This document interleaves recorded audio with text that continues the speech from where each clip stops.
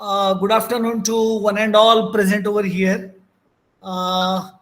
थोडं माझं प्रेझेंटेशन मला मराठीपेक्षा इंग्लिशमध्ये बनवणं सोपं पडलं आणि त्यामुळे मी प्रेझेंटेशन थोडं इंग्लिशमध्ये बनवलं आहे आणि त्यामुळे कदाचित कॉलेजच्या स्टाईलमध्ये थोडं इंग्लिशमध्ये जरा बोलणं होईल असं वाटतंय, पण आय थिंक तुम्ही सगळेजण सांभाळून घ्याल. तसा मुळात हा आपल्या अभ्यास मंडळाचा जो उद्देश आहे तो आहे की आपला जो पर्यावरण दक्षता मंडळाचा जो समूह आहे त्यांना वेगवेगळ्या विषयामध्ये काही मूलभूत माहिती, काही बेसिक इन्फॉर्मेशन त्यांना उत्पन्न व्हावी, जेणेकरून त्यांचं एक व्हर्सटॅलिटी ही वाढेल. आणि त्यामुळे मी हे प्रेझेंटेशन आपल्या सगळ्यांच्या समोर करतो आहे. तसं मी खरं म्हणजे खूप पर्यावरण या विषयात अभ्यास केलाय असं नाही. पर्यावरण मला आवडतं, पण मी खूप ॲक्टिव्हिस्ट आहे असं नाही आणि त्याचं पालनही मी फार करतो असं नाही.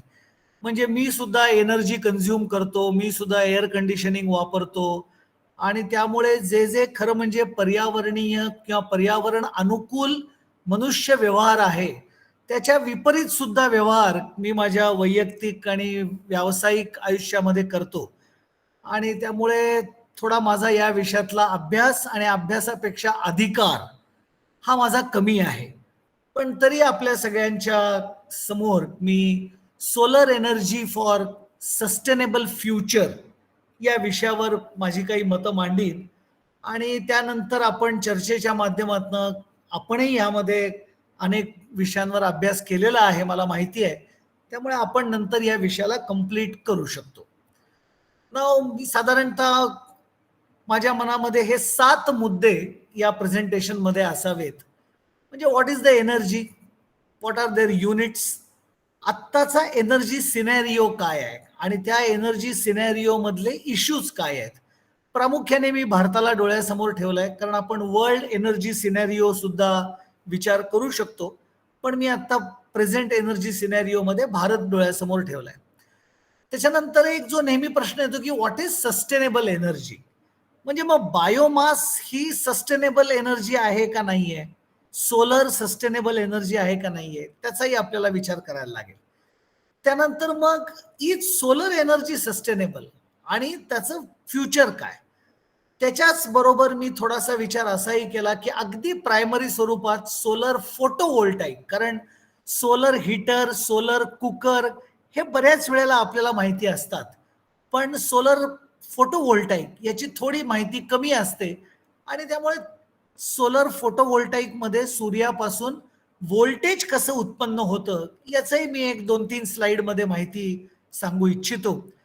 बाकी सोलर थर्मल किंवा सोलरच्या माध्यमातून कुकर, गरम पाणी, दूध तापवणं, अशा अनेक गोष्टी आपल्याला माहिती आहेत, त्यामुळे त्याच्यावरती मी यात फार भर दिलेला नाही. आणि त्यामुळेच मग how solar energy is produce, पण त्यामध्ये मुख्यतः सोलर फोटोव्होल्टाईक याचा मी विचार केलाय. त्याच्यानंतर लिमिटेशन्स ऑफ सोलर एनर्जी आणि apart from all this what environment activist should think about sustainable energy, असे काही टॉपिक्स मी माझ्या प्रेझेंटेशन मध्ये मांडतोय. टू स्टार्ट विथ वर्क आणि एनर्जी. आपल्याला सगळ्यांना माहिती आहे की work is said to be done when a force applied to an object moves that object. And so W is a work which is nothing but force into D. D is a displacement.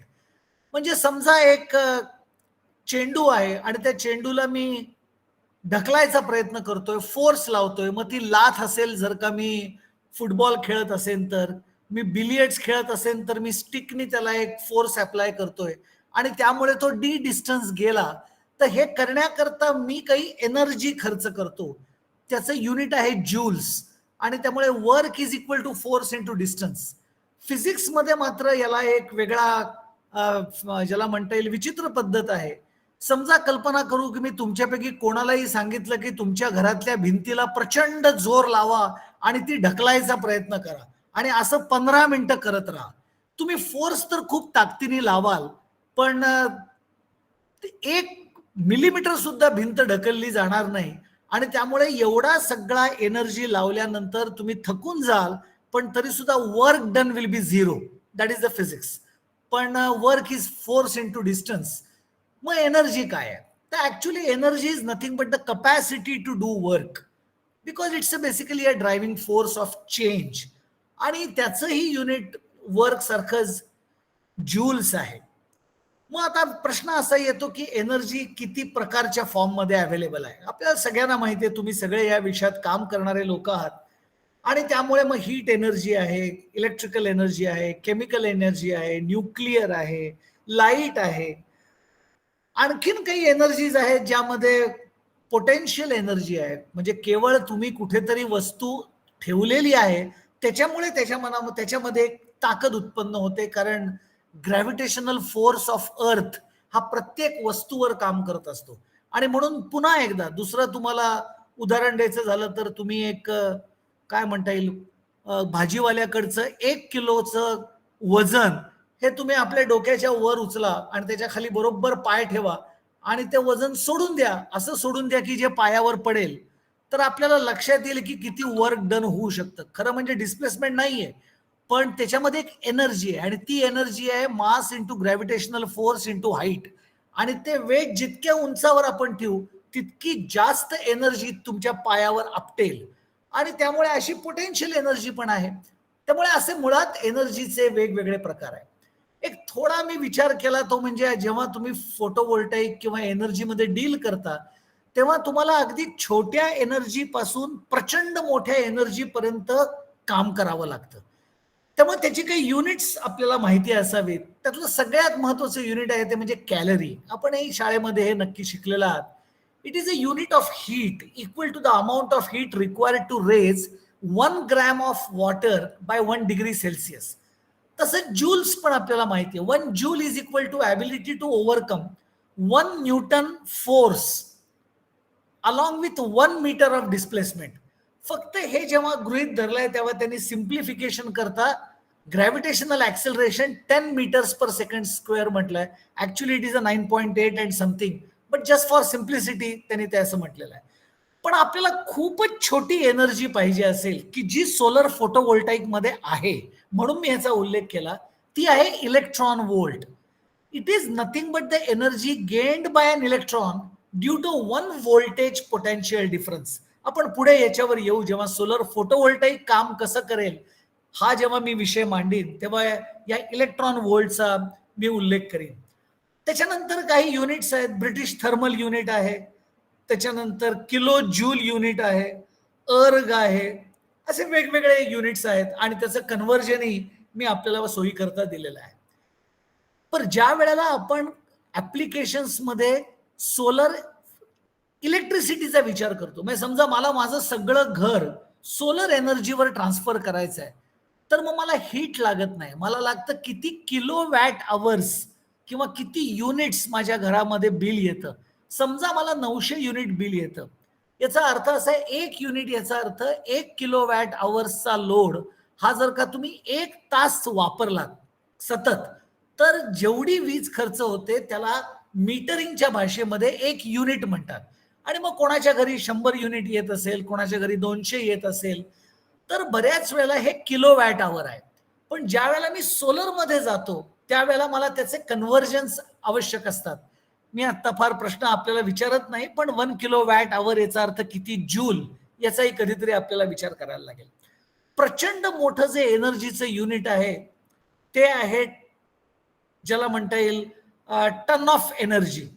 आणि त्याचं खरं म्हणजे unit असं आहे की energy released from burning of 1 ton of oil of a given calorific value. त्याचं specification आहे. आणि ते जेव्हा एनर्जी रिलीज करेल त्याला टन ऑफ एनर्जी म्हणतात. आणि 1 ton of energy is 42 GJ किंवा 11,634 किलो वॅट आवर्स. आणि त्यामुळे मी जर का एनर्जीच्या युनिट्सचा जर क्रम लावला तर सगळ्यात मोठा आहे टन्स ऑफ एनर्जी, त्याच्यानंतर आहे किलो वॅट आवर्स, मग ब्रिटिश थर्मल युनिट्स, मग कॅलरी, मग जूल, मग अर्ग आणि इलेक्ट्रॉन वोल्ट. त्यामुळे अशा प्रकारच्या युनिट्सवर आपण काम करतो. एक गोष्ट, जेव्हा आपण कुठली सोलर एनर्जी किंवा आपण म्हणतो तेव्हा आपल्या मनामध्ये कधी कधी प्रश्न येतो की मी सोलर एनर्जी जनरेट करतो आणि माझं घर चालवतो, किंवा माझा कुकर मी सोलर एनर्जीवर चालवतो. पण आपल्याला सगळ्यांनाच माहिती आहे की law of conservation of energy आपण सगळ्यांनी वाचलं असेल, की energy cannot be generated and it cannot be destroyed. It can be only transform from one kind or one form to another form. आणि त्यामुळे हा एक कन्सेप्ट आपण नेहमी डोळ्यासमोर ठेवला पाहिजे की it is a transformation. I am trapping the solar energy and I am converting into the different form. आणि त्यामुळे आपण कधी एनर्जी जनरेट नाही करू शकत किंवा आपण समाप्तही करू शकत नाही. आता मी येतो ते म्हणजे सध्याच्या भारताच्या सिनॅरिओवरती मी येतो. थोडा मला सर्च करायला वेळ कमी मिळाला, पण www.powerministry.nic.in भारत सरकारच्या वेबसाईटवर समाव मला लेटेस्ट डेटा मिळाला नाही. मला टाइमही थोडा कमी मिळाला, पण माझ्याकडे 2011चा डेटा आहे आणि याच्यामध्ये पर इयर 1.7% जो राईज आहे तो आपण गृहीत धरला तर आपण आजचे फिगर्स कॅल्क्युलेट करू शकतो. मुख्यतः भारताची जी एनर्जी जी काही सप्लाय आपल्याकडे केली जाते ती मुख्यतः आजही कोल, गॅस आणि ऑइल याच्यावर केली जाते. म्हणजे पर्सेंटेज मध्ये जर का आपल्याला बघायचं असेल तर सगळ्यात मोठा आहे ते कोल आहे, मग गॅस आहे आणि मग ऑइल आहे. आणि त्यामुळे 65% of the total energy which is available in India और consumed in India is developed from thermal. आणि थर्मल म्हणजे सुद्धा 3 फॉसिल फ्युएल जे आहेत कोल, गॅस आणि ऑइल, याला जाळून त्याच्यापासून ही बनवलेली थर्मल एनर्जी आहे. त्यामुळे थर्मल पॉवर स्टेशन जे आहेत, मग अगदी आपल्या महाराष्ट्रातलं कोराडी, नाशिक जवळचं कोराडी थर्मल पॉवर स्टेशन असेल तर त्याच्यामध्ये कोल जाळला जातो. कोल जाळल्यामुळे प्रचंड ऊर्जा तयार होते. त्या ऊर्जेनी वाफ बनवली जाते. ती वाफ टर्बाईन वरती आदळवली जाते. टर्बाईन फिरवलं जातं. त्या टर्बाईनला मॅग्नेटिक फील्ड लावलेलं असतं आणि त्यामुळे इलेक्ट्रिसिटी जनरेट होते. त्यामुळे जनरेट इलेक्ट्रिसिटी होते. इलेक्ट्रिसिटी आपण क्लीन एनर्जी म्हणतो, पण ती बनवण्याकरता कोल जाळलं जातं. ऍश हँडलिंग प्रॉब्लेम येतो. ती ऍश कुठे टाकायची हा विषय येतो. कार्बन रिलीज होतो. त्यामुळे आपल्याकडे भारतामध्ये मुख्यतः जी एनर्जी जनरेट होते ती कोल, गॅस आणि ऑइल या 3 सोर्सेसनी प्रामुख्याने होते. 65.34% एवढा त्याचा व्याप आहे. आणि त्यामध्ये सुद्धा आपल्याला आश्चर्य वाटेल ते म्हणजे ऑइल जे आहे, आपल्याला पर्सेंटेज कमी वाटतंय, पण त्यामध्ये सुद्धा 85 to 90% ऑइल हे आपण इम्पोर्ट करतो आणि प्रचंड मोठ्या प्रमाणावरती आपला पैसा हा आखाती देशांना जातो. आजही पेट्रोल आणि याच्या किमती कमी होत नाहीयेत, याचं काही कारण आपल्याकडे तर रिझर्व्ह नाहीयेत. आपल्याकडे कोलचा प्रचंड रिझर्व्ह आहे, पण आपल्याकडच्या कोलची कॅलोरिफिक व्हॅल्यू तुलनेने कमी आहे. त्यामुळे त्याचं जेव्हा थर्मल एनर्जीमध्ये कन्व्हर्जन होतं किंवा नंतर इलेक्ट्रिसिटीमध्ये जेव्हा कन्व्हर्जन होतं तेव्हा त्याची एफिशियन्सी कमी आहे. आपल्याकडचा सगळ्यात इम्पॉर्टंट आणि खूप चांगला जो पॉवर सोर्स आहे तो हायड्रो, जो रिन्युएबल आहे आणि जो 21.53% आहे. पण अनफॉर्च्युनेटली म्हणा किंवा कसंही तुम्ही म्हणा, बऱ्यापैकी भारत आता हायड्रो इलेक्ट्रिक पॉवर स्टेशन्स मध्ये सॅच्युरेशनला पोहोचलेला आहे. आणि त्यामुळे आता फार आपण हायड्रोनी एनर्जी नाही जनरेट करू शकत. Nuclear no doubt it's 2.7%. आणि चेर्नोबिल ऍक्सिडेंट नंतर भारताचं यश सगळ्यात मोठं आहे ते म्हणजे सुदैवाने किंवा आपल्या टेक्नॉलॉजी एक्सपर्ट्समुळे अजूनही भारतामध्ये न्यूक्लिअर रिॲक्टरचा मोठा ऍक्सिडेंट झालेला नाहीये. टेक्नॉलॉजी मॅच्युअर झाली, आपण सगळे नॉर्म्स पाळतोय, आपले न्यूक्लिअर सायंटिस्ट फार केपेबल आहेत. आणि त्यामुळेच अनिल काकोडकर जे आपल्या ठाण्यातच राहतात आणि आपल्या ऍक्टिव्हिटीशी सुद्धा ते निगडित आहेत, त्यांचा स्ट्रॉंग बिलीफ असा आहे की भारताला येणाऱ्या काळामध्ये न्यूक्लिअर शिवाय पर्याय नाही. त्यामुळे त्याचा पर्सेंटेज 2.7% आहे. आणि बाकी मग ज्याला आपण म्हणतो की रेस्ट किंवा बाकीच्या ज्या आहेत, ज्या MNRE प्रामुख्याने ज्या घेतात त्या 10% फक्त आहेत. त्यामध्ये सगळ्या रिन्युएबल या सगळ्या त्याच्यामध्ये येतात. मग त्यात विंड येते, त्यात सोलर येतं, त्याच्यामध्ये फ्युएल सेल्स येतात. सगळ्या सगळ्या प्रकारच्या ज्याला आपण रिन्युएबल म्हणतो त्या फक्त आज 10% आहेत. आणि त्यामुळे त्याच्यामध्ये ग्रोथला आपल्याला खूप मोठा स्कोप आहे. ज्याचा मगाशी मी उल्लेख केला कोल, गॅस आणि ऑइल, याची एक हार्श रियालिटी अशी आहे की हे सगळे सोर्सेस जे आहेत ते नष्ट होणारे सोर्सेस आहेत.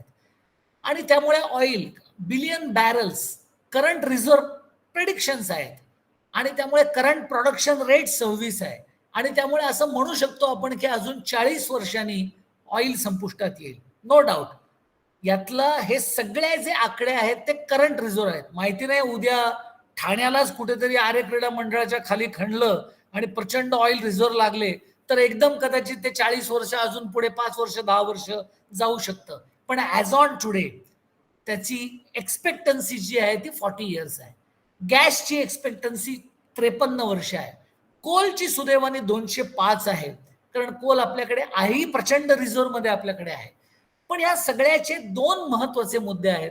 पहिला मुद्दा म्हणजे जाळल्यानंतर होणारा कार्बन उत्सर्जन आणि त्यातनं होणारे कार्बन हवेमध्ये गेल्यामुळे जे होणारे दुष्परिणाम आहेत ऍटमॉस्फिअरमुळे, मग ग्रीन हाऊस इफेक्ट आहे, ग्लोबल वॉर्मिंग आहे, तो एक आहे, जनरल पोल्युशन एक आहे.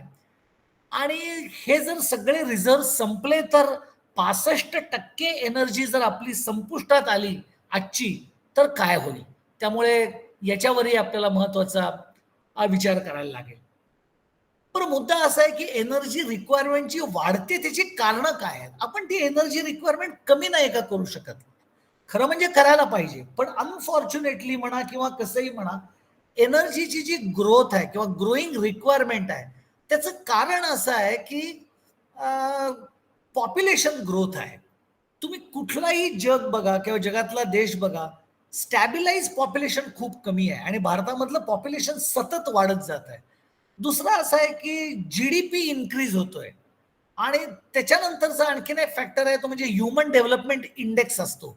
आणि त्या ह्युमन डेव्हलपमेंट इंडेक्समध्ये एक इंडेक्स असा आहे की जो समुदाय जास्ती ऊर्जा वापरतो, ती ऊर्जा जास्त वापरणारे लोक हे अधिक डेव्हलप्ड आहेत असं मानलं जातं आणि त्यामुळे ऊर्जा वापरावर प्रचंड भर आहे.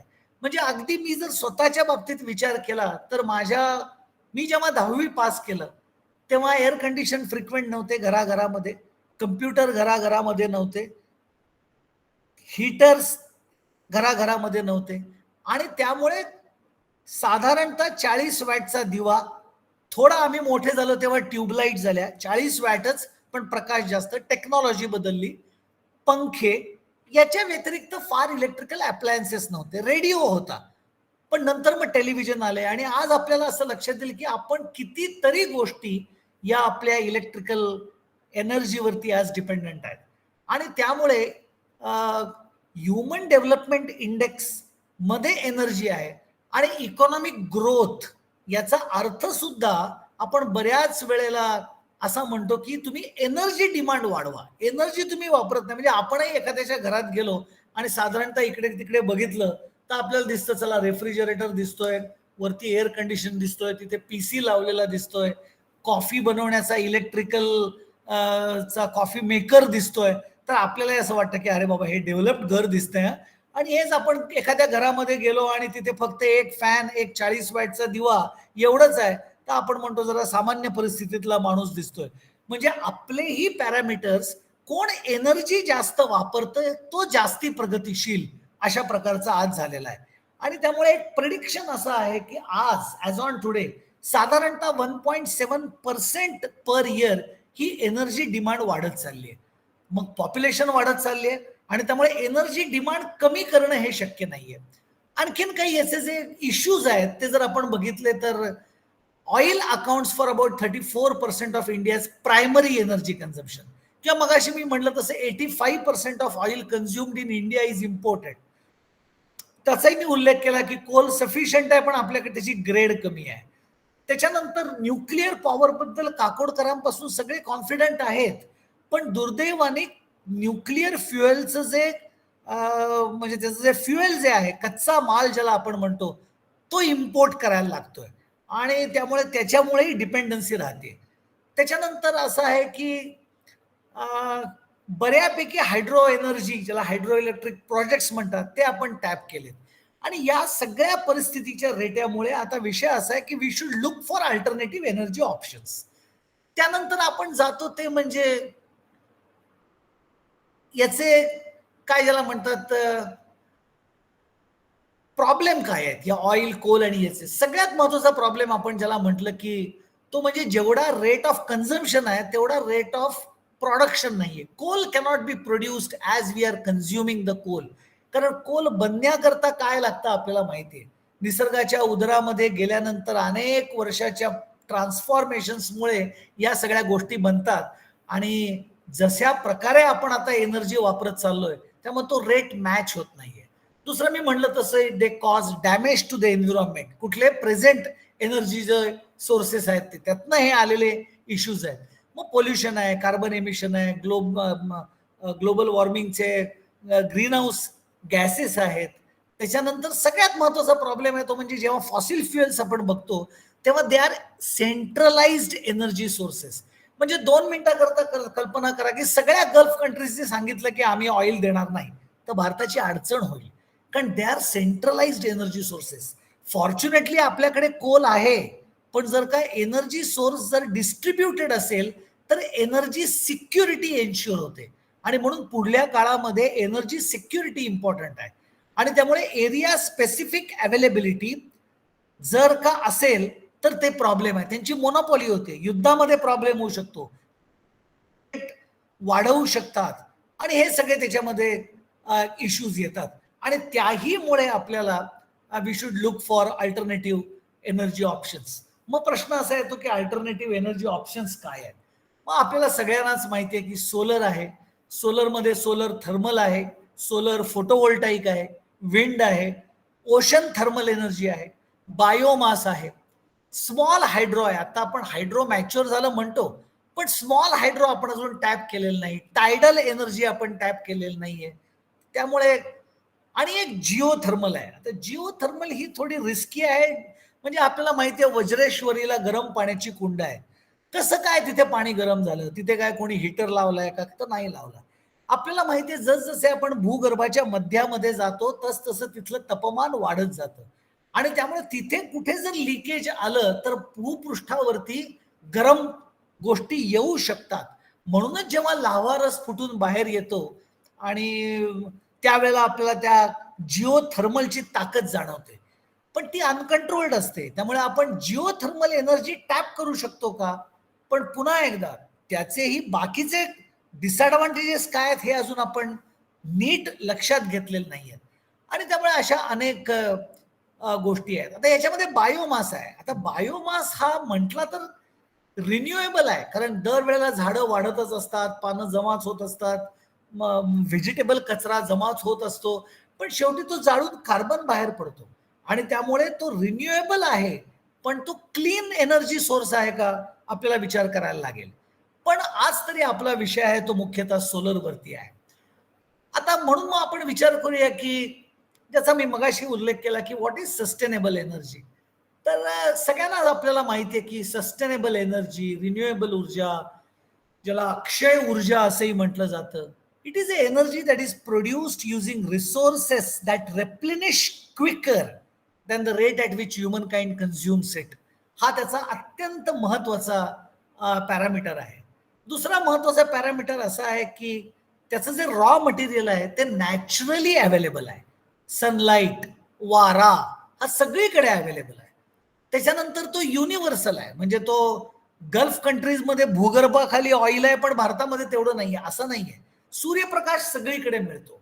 हा ठीक आहे, युरोपियन कंट्रीजमध्ये कंपॅरेटिव्हली सनशाईन आवर्स हे कमी असतील भारतापेक्षा, पण तरी सुद्धा तो अवेलेबल सगळीकडे आहे.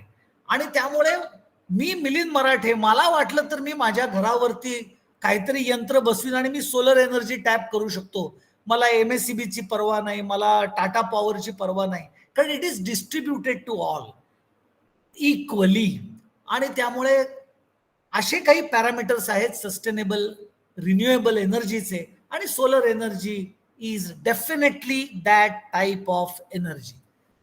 आता मुद्दा असा येतो की ती सस्टेनेबल आहे का. ऑलरेडी मी माझ्या आत्ता बोलताना हे सगळं सांगितलंय की renewable energy often referred to as a clean energy and it comes from the natural sources, whereas coal, oil, gas याची एनर्जीला डर्टी एनर्जी म्हटलं जातं, कारण त्याचे इफेक्ट्सही आहेत. पोल्युशन आहे, ॲश आहे, त्याच्यानंतर कार्बन एमिशन आहे अँड ऑल. आणि त्यामुळे मला असं वाटतं की solar energy is a renewable source of energy. It is sustainable. It is totally inexhaustible. हा, आता उद्या कोणी एखादा फिजिसिस्टच सांगेल की उद्या जर सूर्यच संपला तर, कारण तिथेही प्रचंड मोठी केमिकल रिएक्शन आहे. कोणीतरी असं म्हणतंय की सूर्याची ऊर्जा सुद्धा दिवसेंदिवस कमी होते. तर त्यावेळेला आपल्याला पुन्हा एकदा विचार करायला लागेल काय करायचं.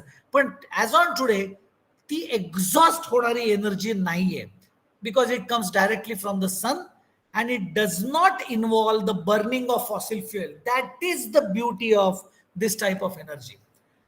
आता मुद्दा आहे तो म्हणजे ही ट्रान्सफर कशी करता येईल. तर माझ्या दृष्टीने 3 मार्ग आहेत. पहिला सनलाइट आहे, ज्याला ऑप्टिकल कॉन्सन्ट्रेशन लावलं जातं, म्हणजे वेगवेगळ्या प्रकारचे कॉन्सन्ट्रेटर्स लावून पॅराबोलिक, ऑप्टिकल, आणि एका फोकल पॉइंटला प्रचंड टेम्परेचर वाढवलं जातं आणि त्याच फोकल पॉइंटला उकडवलं जाणारं अन्न, पाणी, काही ज्याला गरम करायचं आहे अशी गोष्ट ठेवली जाते आणि त्याच्यानंतर तुम्हाला सोलर थर्मल मिळतं. पण आता आपण फोटोव्होल्टाईक कडे जर गेलो किंवा जनरेशनवर गेलो तर त्या हाय टेम्परेचरनी तुम्ही थर्मल एनर्जी म्हणजे पुन्हा एकदा स्टीम तुम्ही बनवा, त्यांनी तुम्ही थर्मोडायनामिक इंजिन पळवा. इंजिन पळवलं, त्याच्यावरती कॉइल्स असतील, त्याच्यामध्ये मॅग्नेटिक फील्ड डेव्हलप केलेलं असेल, तुम्हाला इलेक्ट्रिसिटी त्यातनं मिळेल. त्यामुळे ultimately it is coming to the electricity. आता इलेक्ट्रिसिटीमध्ये सुद्धा का आपण येतो तर सोलर थर्मल का कमी प्रमाणात वापरलं जातं, कारण तिथे थर्मल हीट करता येते पण ते ट्रान्सफर नाही करता येत. इलेक्ट्रिसिटी हा एक असा फॉर्म आहे की जिथे कुठे ती जन्माला येईल त्याच्यानंतर ती किती दूर अंतरावर ट्रान्सफर होऊ शकेल. No doubt there are transmission and distribution losses, पण ती ट्रान्सफर करता येते. आणि म्हणून सगळ्यांचा प्रयत्न असा असतो की converted into electrical energy form. त्यामुळे हा पहिला मार्ग आहे. दुसरा मार्ग आहे तो सिंपल आहे, सनलाइट, विंड एनर्जी याचं कॉम्बिनेशन आपण करावं. त्याच्यामध्ये एक ब्युटी आहे, साधारणतः रात्री वारे छान वाहतात आणि साधारणतः दुपारीच सूर्याचा प्रकाश सगळ्यात जास्त असतो. आणि म्हणून जर तुम्ही हायब्रिड डिझाईन केलं तर सूर्य दिवसा, रात्री वारा हे दोन्ही मिळून रोटरला फिरवू शकतात आणि इलेक्ट्रिसिटी जनरेट करू शकते. पण सोलर फोटोव्होल्टाईकची ब्युटी अशी आहे की एक सोलर सेल, नो डाऊट त्या सोलर सेलला डिझाईन करायला काही गोष्टी लागतात, त्याच्यामध्ये काही टेक्नॉलॉजी लागते, पण त्याच्यामध्ये तुम्ही फक्त त्या सेलवरती सूर्यप्रकाश टाका, ताबडतोब तुम्हाला त्याच्या 2 टर्मिनलमध्ये व्होल्टेज मिळेल आणि त्याला जर का तुम्ही रेझिस्टन्स लावलात तर त्यातनं करंट मिळेल. आणि त्यामुळे energy conversion through solar cell is most simple. आणि म्हणून सोलर फोटोव्होल्टाईक हे कोणीही करू शकतं. म्हणजे सोलर थर्मल हे पहिले 2 ऑप्शन जे आहेत ते तुम्ही तुमच्या घरात नाही करू शकत, पण सोलर फोटोव्होल्टाईक घरातही आपण सहजपणाने करू शकतो. आणि त्यामुळे मला असं वाटतं की या गोष्टीचा आपल्याला विचार करायला लागेल. आता थोडक्यात, अगदी थोडक्यात आपण बघू की सोलर फोटोव्होल्टाईक काम कसं करतं. तर सोलर सेल आहे, बेसिकली सोलर सेल डायोड आहे. थोडं मी टेक्निकल बोलतोय मला माहिती आहे, पण सिलिकॉन मध्ये पी आणि एन जंक्शनच्या माध्यमातून जसा डायोड बनतो, एका अर्थाने सोलर सेल हा सुद्धा एका अर्थाने डायोड आहे, फक्त त्याचं मेथड वेगळी आहे काम करण्याची. आणि त्यामुळे असा हा सोलर सेल हा एक प्रकारचा डायोड आहे जो प्रकाश पडला की व्होल्टेज जनरेट करतो आणि त्याच्यामध्ये करंट पाठवण्याची कॅपॅसिटी असते. आणि मग पोटेन्शियली डेव्हलप जेव्हा पॉझिटिव्ह आणि निगेटिव्ह चार्ज सेपरेट होतात तेव्हा, आणि मुळात पॉझिटिव्ह आणि निगेटिव्ह चार्जेस जनरेट करण्याचं काम सोलर एनर्जी करतं. आणि त्यामुळे पहिली स्टेप अशी आहे की सोलर सेल पहिल्यांदा पॉझिटिव्ह आणि निगेटिव्ह चार्ज जनरेट करतो आणि मग ते सेपरेट पण करतो आणि मग त्याचा उपयोग सोलर सेल म्हणून आपल्याला करता येतो. थोडा पुन्हा टेक्नॉलॉजी मध्ये मी थोडा जातोय, फिजिक्स मध्ये, अगदी खूप बेसिक फिजिक्स आहे, पण आपल्याला माहिती आहे मेटल्स, कुठल्याही मटेरियल मध्ये एक कंडक्शन एनर्जी बँड आहे आणि एक व्हॅलन्स एनर्जी बँड आहे. आणि मेटल्स मध्ये हे दोन्ही बँड एकमेकांवरती मिक्स झालेले असतात आणि त्यामुळे मेटल मधनं प्रचंड मोठ्या प्रमाणावरती इलेक्ट्रिक करंट फ्लो होऊ शकतो, कारण तिथे नॅचरली फ्री इलेक्ट्रॉन्स आहेत. अच्छा, इन्सुलेटर्स म्हणजे काय? इन्सुलेटर्स मी यात उल्लेख केला नाहीये, पण इन्सुलेटर याचा अर्थ ज्याच्यामध्ये कंडक्शन एनर्जी बँड जो आहे, माझं जर का ॲरो तुम्हाला दिसत असेल तर हा जी एनर्जी गॅप आहे कंडक्शन एनर्जी आणि व्हॅलन्स एनर्जी मधली, ती प्रचंड मोठी असते आणि त्यामुळे काही केलं तरी त्याच्यामध्ये कंडक्शन होऊ शकत नाही. पण सोलर फोटोव्होल्टाईक हे असे सेल्स आहेत की ज्याची एनर्जी ही स्पेसिफिक आहे, कमी आहे. त्यामुळे materials with separated bands of energy, band gap, they are nothing but the solar cell materials. या मी इक्वेशन मध्ये मी जात नाही, पण ही एनर्जी गॅप भरून काढण्याकरता जर तुम्ही काही एक्सटर्नल एनर्जी दिलीत आणि ही गॅप जर भरून निघाली तर मग चमत्कार होतो आणि आपल्याला एनर्जी मिळते. आता याकरता कुठली मटेरियल वापरतात आणि त्याची एनर्जी गॅप काय आहे, तर आपल्याला लक्षात येईल की बघा, हे सगळी एनर्जी इलेक्ट्रॉन व्होल्ट मध्ये आहे, कारण खूप छोटी आहे त्यामुळे ती इलेक्ट्रॉन व्होल्ट मध्ये आहे. त्यामुळे कार्बन सिलिकॉन जो खूप फेमस सोलर मटेरियल आहे, त्याच्यानंतर गॅलियम आर्सेनाइड आहे, कॅडमियम टेल्युराइड आहे आणि बाकी भरपूर आहेत. त्यामुळे या सगळ्यांची माहिती आपल्याला मी दिली आणि त्यांची एनर्जी गॅप किती आहे ही पण आपल्याला दिली. आता आपण कशी ऍक्च्युली फोटोव्होल्टाईक इफेक्ट काय आहे आपण तो बघू ना. वरचा हा जो बँड आहे तो कंडक्शन बँड आहे आणि हा व्हॅलन्स बँड आहे. कंडक्शन बँड मध्ये जोपर्यंत फ्री इलेक्ट्रॉन येणार नाहीत तोपर्यंत तुमचा सेल तयार होत नाही. आता लाईट एनर्जी त्याच्यावरती पडते, एच न्यू त्याचं व्हॅल्यू असते, त्याच्यामध्ये आपण जाऊया नको. पण ती लाईट एनर्जी पडल्यानंतर पहिलं काम काय होत असेल तर एक इलेक्ट्रॉन वरती जातो. सफिशियंट लाईट एनर्जी पडल्यानंतर एक इलेक्ट्रॉन वरती होतो आणि त्याच्या जाग्यावर एक होल तयार होतं, म्हणजे व्हॅलन्स बँड मध्ये एक गॅप तयार होते. या गॅपचा उपयोग काय, बाजूचा काळा इलेक्ट्रॉन पटकन इथे येऊ शकतो. आता इलेक्ट्रॉन जर इथे आला तर हा पांढरा होल इकडे गेल्यासारखंच आहे आणि त्यामुळे इलेक्ट्रॉन आणि होल हे दोन फ्री चार्जेस आपल्याला मिळतात आणि यामुळे खरं म्हणजे या दोघांमध्ये व्होल्टेज तयार होतं आणि त्यामुळे जसं म्हटलं की त्यातनं पोटेन्शियल डिफरन्स तयार होतं. शेवटचं एक फक्त हे बघू आपण, इट्स अ व्हेरी फॉर ले मॅन. माझा पिवळा रंग आहे तो एक सोलर सेलचा एक मटेरियल पार्ट आहे, खालचा रंग आहे तो दुसरा पार्ट आहे, मध्ये आहे ती एक गॅप आहे आणि मी व्होल्ट मीटर लावलाय. आता व्होल्ट मीटर 0 दाखवतोय बघा, 0 व्होल्ट मीटर दाखवतोय. पण आता मी असं करतो की मी हेच मटेरियल सूर्यप्रकाशात नेतो आणि सूर्याचा प्रकाश ज्या क्षणी पडेल त्या क्षणी तुम्ही बघा की होल्स वरती गेली पांढरी, इलेक्ट्रॉन खालती आले. वरती आणि खालतीला काही अर्थ नाही, मी चित्र उलट केलं तर इलेक्ट्रॉन वरती गेले असंही मी दाखवू शकतो. बेसिकली वरती खालती हा मुद्दा नाहीये, ते सेपरेट झाले आणि सेपरेट झाल्यामुळे आता आपल्या लक्षात येईल की माझा जो व्होल्टमीटर आतापर्यंत 0 दाखवत होतं तो सडनली आता नॉन झिरो दाखवायला लागला. आता हा सेल किती मोठा आहे, त्याचा एरिया किती मोठा आहे, सूर्याचे किरण बरोबर 90 डिग्री त्या मटेरियलवर पडतायत का, मग ते पडत असले नसले तर मग आपल्याला सोलर सेल प्रत्येक वेळेला हलवायला लागेल का, ज्याला आजकालच्या भाषेमध्ये ट्रॅकिंग म्हणतात, जेणेकरून अगदी सकाळी 9 वाजल्यापासून ते संध्याकाळी 4 वाजेपर्यंत सूर्याचे किरण हे सतत 90 डिग्रीवरच पडत राहतील तर मग त्याची एफिशियन्सी सगळ्यात जास्त येते. हे सगळे पुढल्या तपशिलातले भाग आहेत.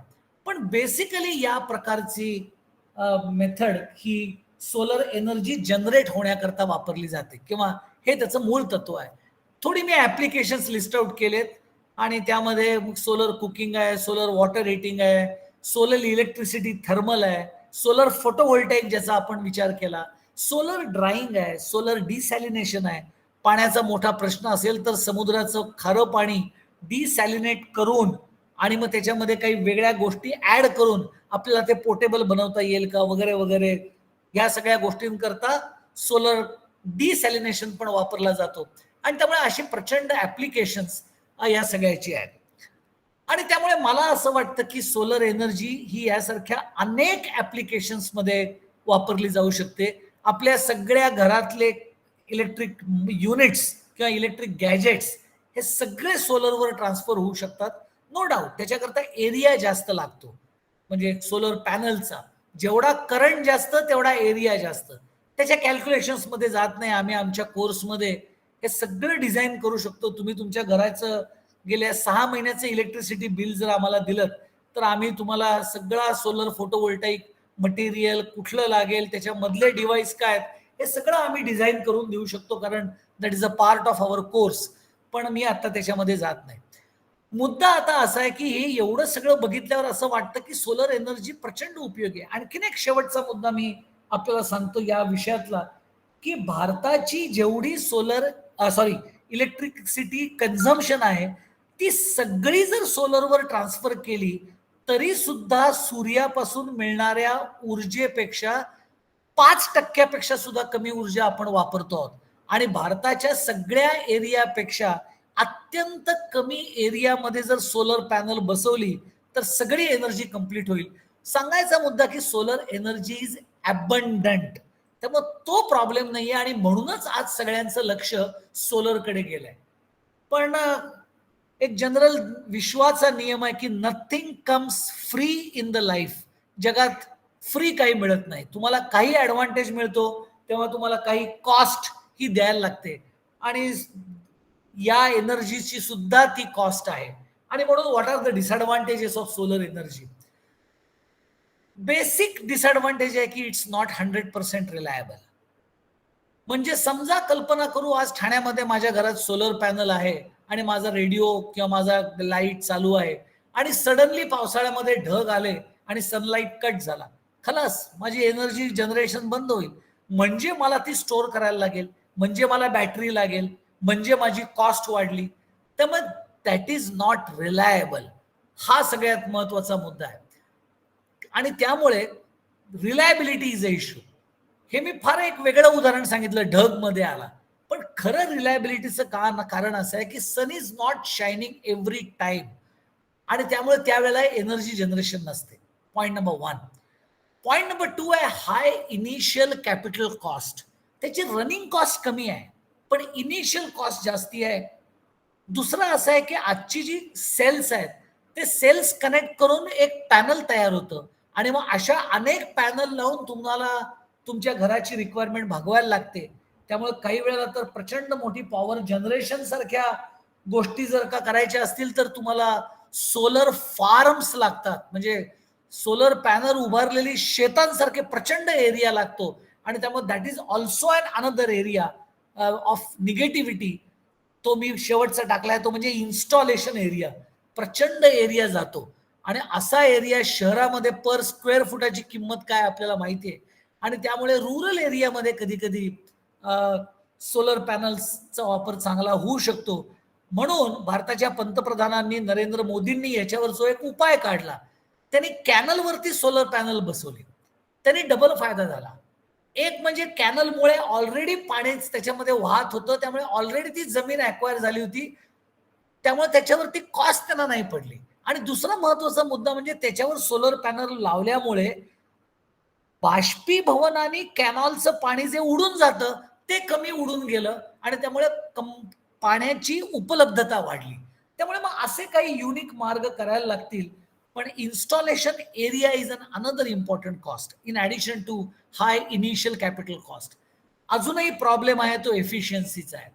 म्हणजे सोलर एनर्जी किंवा सोलर पॅनलची एफिशियन्सी आज तरी लॅबोरेटरीमध्ये 18 ते 20% आले, रिअल लाईफमध्ये ती 15% येते. त्यामुळे अजूनही ब्रेक थ्रू मिळालेला नाहीये टेक्नॉलॉजीमध्ये की असं पॅनल की जे सूर्याची पडलेली 98%, 95%, 90% एनर्जी ही ट्रान्सफर करू शकते, अजून नाहीये. It's a very low efficiency. दुसरा मुद्दा असा आहे की complications when we are moving. समजा मला कारचं पेट्रोल कार आहे ती मला इलेक्ट्रिक कार करायची, आणि ती जी बॅटरी आहे ती मला चार्ज करायची सोलर वोल्ट पॅनलने. पण मी कारवरती पॅनल लावू शकतो, पण जेव्हा माझी कार मूव्ह होईल तेव्हा 90 मध्ये सोलर रेज हे पॅनलवर पडणं हे सगळं खराब होऊन जातं.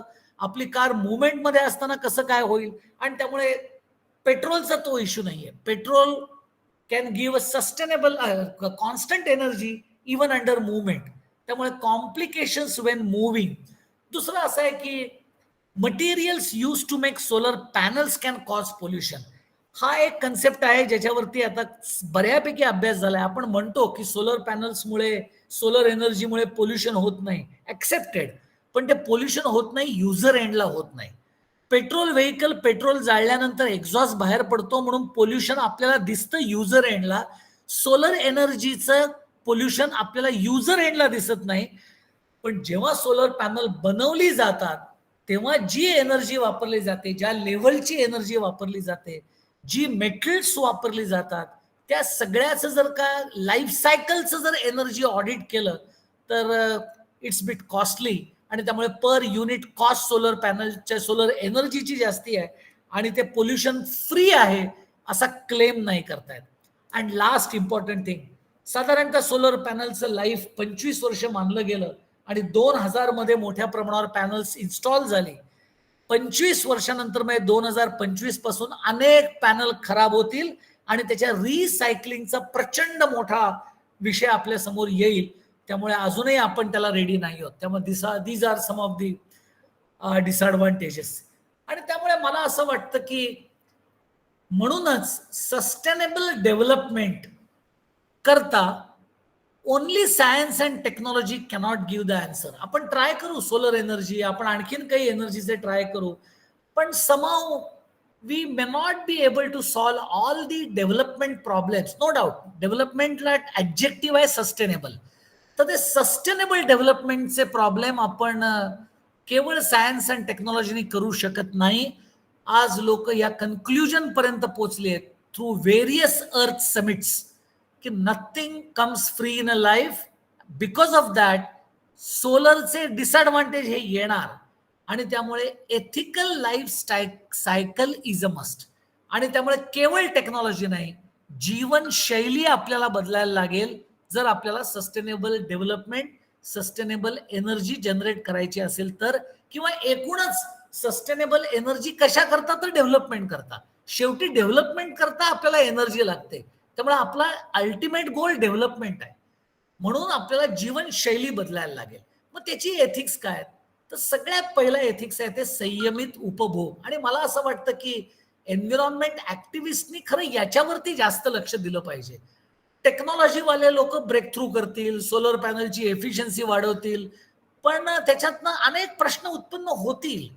पण ऍज अ ऍक्टिव्हिस्ट आपण काय केलं पाहिजे या सगळ्या विषयामध्ये? तर we should promote ethics, change of lifestyle. त्यातला पहिला एथिक्स आहे संयमित उपभोग. पहिला प्रश्न विचारला पाहिजे, इज इट रिअली नीडेड? गरज आहे का?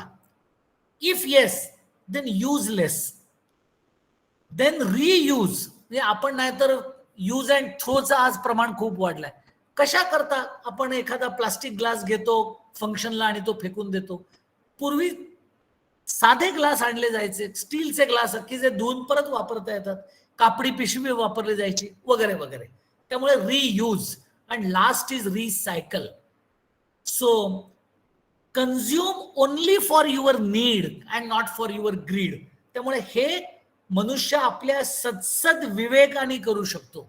आणि त्यामुळे तो सत्सद विवेक जागृत करणं हे खरं म्हणजे एन्व्हायरमेंट ऍक्टिव्हिस्टचं काम आहे असं मला वाटतं. दुसरं एथिक्स असं पाळलं पाहिजे ते म्हणजे don't break natural cycles. Don't break natural cycle. म्हणजे एक मी लहानपणी कविता वाचली होती की माणूस जन्माला आल्यापासून मृत्यूपर्यंत किती लाकूड वापरतो. ती कविता मी विसरलो, कदाचित मला मिळाली तर मी ग्रुपवर पाठवीन. पण अगदी जन्माला आल्यावर लाकडी पाळणा, लाकडी खुळखुळा असं करत करत करत तो अंतिम संस्काराच्या वेळेला चिता रचण्याकरता लागणारं लाकूड, इथपर्यंत त्यांनी लाकडाचा माणसाने एका केलेला उपयोग त्यांनी सांगितला. आणि मग त्याच्या शेवटी त्यांनी असा प्रश्न विचारला की यातलं किती लाकूड एका माणसाने परत निसर्गाला परत देऊन टाकलं प्लांटेशनच्या माध्यमातून. आपण ते देत नाही. एका अर्थाने आपण नॅचरल सायकल ब्रेक करतो. आणि त्यामुळे अशा अनेक नॅचरल सायकल आहेत. मग कार्बन सायकल आहे, मग त्याच्यानंतर झाडाचं पानं खातात गायी, मग गोबर, त्यामधनं खत, त्या खतातनं परत झाड.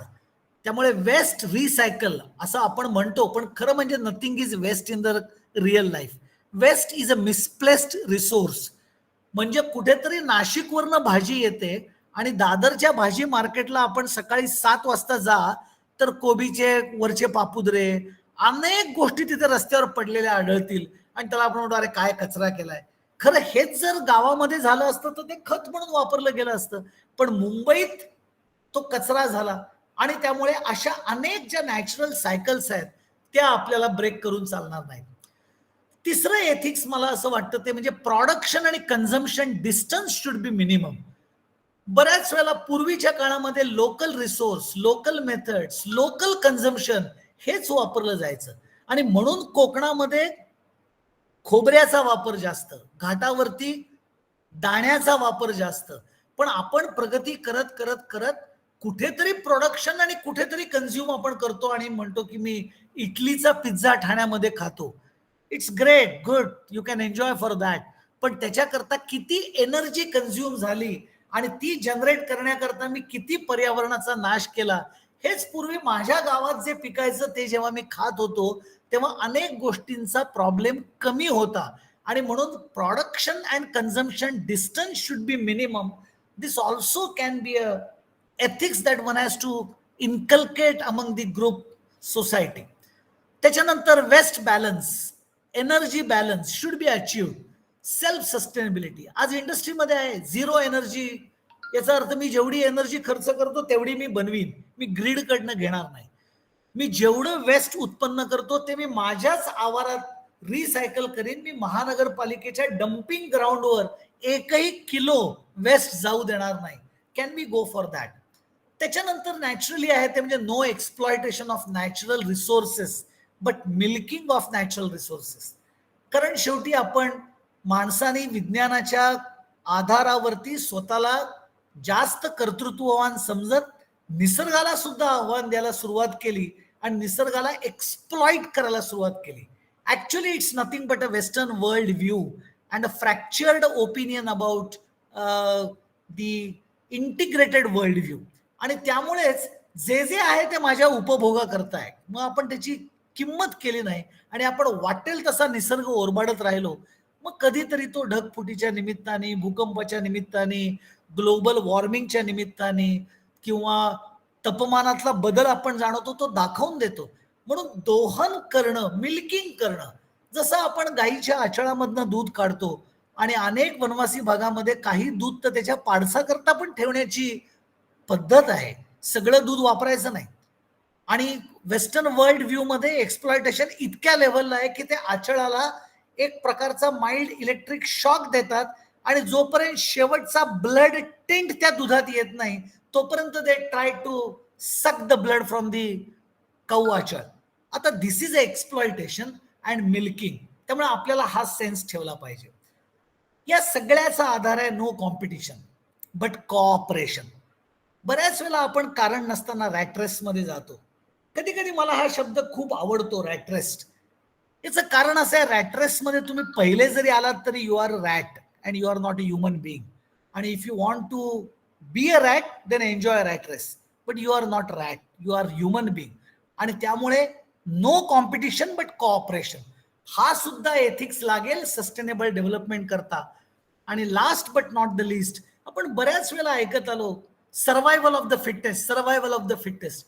ठीक आहे, एखाद्याला मोटिवेट करण्याकरता तुम्ही सांगा, पण actually survival of the fittest is the jungle law. Human law is no survival of the fittest but survival of the weakest supported by the fittest, then it is a human being. नाही तर survival of fittest is the jungle law. If you want to treat yourself as a animals, well enjoy. But sustainable development करता सगळ्यात कमी ताकदीच्या माणसाची सगळ्यात जास्त ताकदीच्या माणसाने काळजी घेणं हा माणसाचा नियम आहे. हे एथिक्स आपण पाळू शकतो का?